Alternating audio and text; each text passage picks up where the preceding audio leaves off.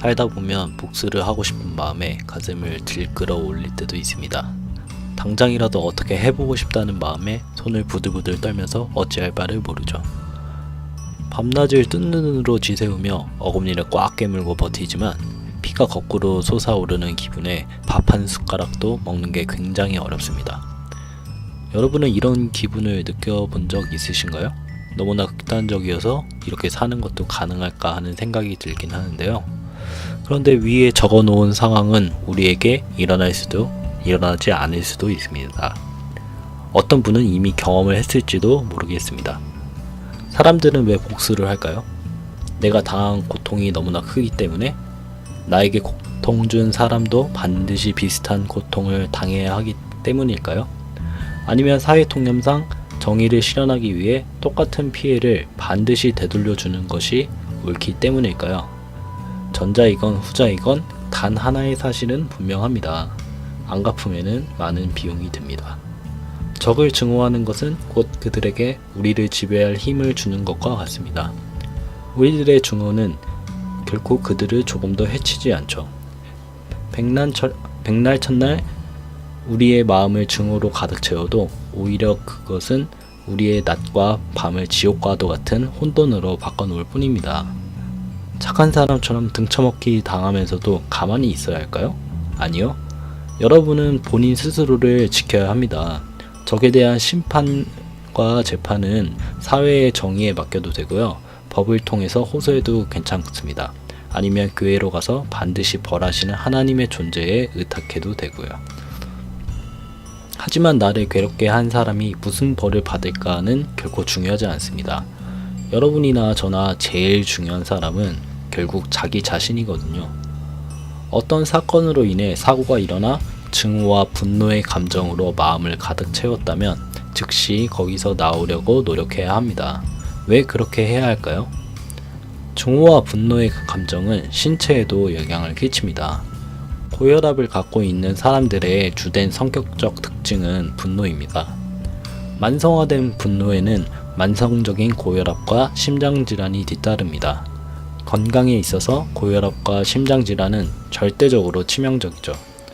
그래서 원수를 사랑하라는 예수님의 말씀은 건전한 도덕론만이 아닌 현대시대의 의학에 관한 것입니다. 자기의 건강을 위해서라면 분노하기를 당장 멈춰야 합니다. 또한 외모에도 엄청난 영향을 미칩니다. 누구나 다 알 테지만 분노와 증오로 인해서 얼굴은 굳어지고 망가집니다. 실제로 걱정과 분노로 가득 찬 얼굴에는 외관적인 특징이 굳어진 주름살, 차가운 인상, 우울해 보이는 마스크 등등 각종 안 좋은 모습이 나타납니다. 거울을 봐도 자기 자신이 엄청나게 못생겼으며 실제로 만나는 사람들도 걱정이 되면서 안부를 물어보지 않을 수 없을 정도로 안색이 굉장히 안 좋아집니다. 우리가 사는 21세기는 미가 굉장히 중요한 시대죠. 드러나는 가치, 즉 외모가 각광받는 시대인데요. 아무리 내면 세계가 중요하고 성품이 좋아야 한다고 하지만 외모 무시할 수 없습니다.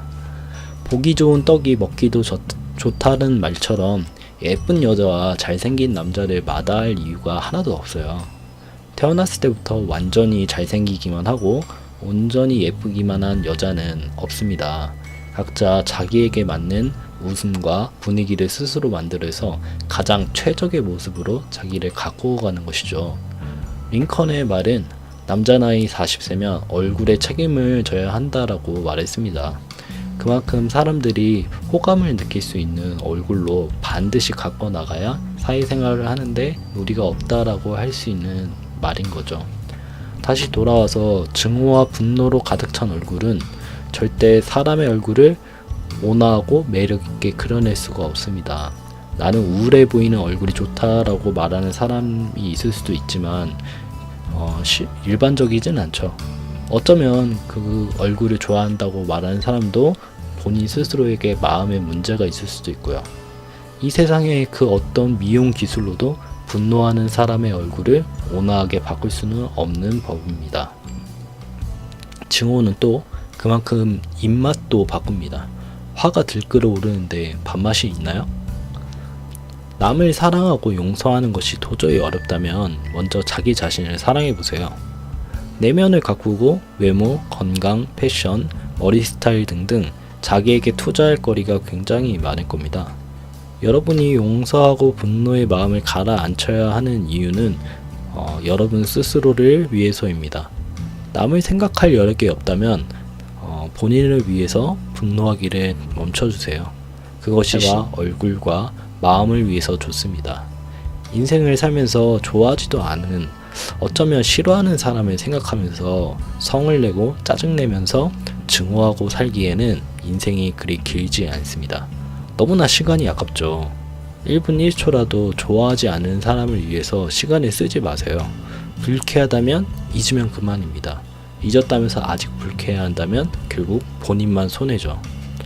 하지만 내가 당한 고통이 너무나 커서 내 자신을 돌보지 않을 것이며 반드시 그 사람에게 증오와 분노를 쏟아내서 고통받는 것을 꼭 봐야겠다는 분이 있을지도 모르겠어요. 어쩌면 그렇게 하는 게 맞을지도 모르겠지만 다시 한 번만 생각해 보세요.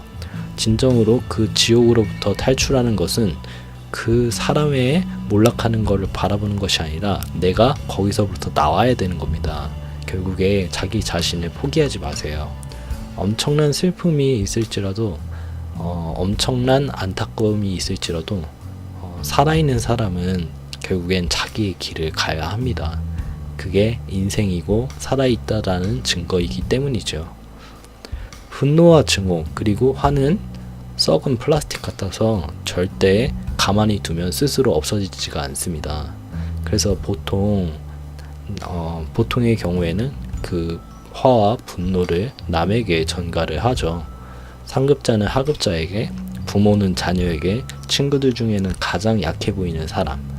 문제는 가해자는 분노를 남에게 넘겨버림으로 떨쳐내지만 피해자는 고스란히 자기에게 남겨져 있어요. 그래서 보통 피해자는 가장 약하고 어린 아이들이 되는 경우가 다반사입니다. 근데 이게 문제가 뭐냐면 나중에 그 아이들이 자라서 어른이 되면 무슨 문제가 나타나면 분노 조절 장애를 비롯한 어떤 어린 시절부터 채워지지 못한 것들이 있고 자기에게 쌓였던 화가 폭발을 해서 이게 분노 조절 장애 반사회적인 안갚음으로 고스란히 나에게 화를 전가했던 사람에게 복수를 하게 돼요. 반드시. 그게 부모가 될 수도 있고 직장 상사가 될 수 있고 아니면 노인이 될 수 있고 그래서 이게 나중에 자기가 그런 것들을 나중을 위해서라도 지금 당장 분노하기를 멈춰야 됩니다. 그래서 회사에서도 학교에서도 집에서도 화를 내지 마세요. 화는 결코 사라지지가 않아요. 그렇다면 화를 어떻게 해결해야 할까요? 분노를 해결하기 위해서는 절대로 사람을 끌어들이지 마세요. 분노를 가시기 위해서 사람들을 만나서 이야기를 한다 아니면 그 사람에게 화를 낸다 좋은 방법이 아닙니다. 대신에 사람이 아닌 행동으로 풀어내야 합니다. 가령 운동하기, 여행, 산책, 독서, 글쓰기, 음악 듣기, 때로는 교회를 가서 기도하기 등등 인간이 아닌 다른 곳에 화를 다 털어내고 다시 현실 세계로 돌아오세요. 굉장히 중요한 겁니다. 그래서 가정의 평화 그리고 사회가 정상적인 사회로 돌아가기 위해서 그리고 개인의 건강과 행복을 위해서도 반드시 오늘부터 분노하기를 멈춰주세요. 명심하세요. 안 갚으면은 많은 비용이 듭니다.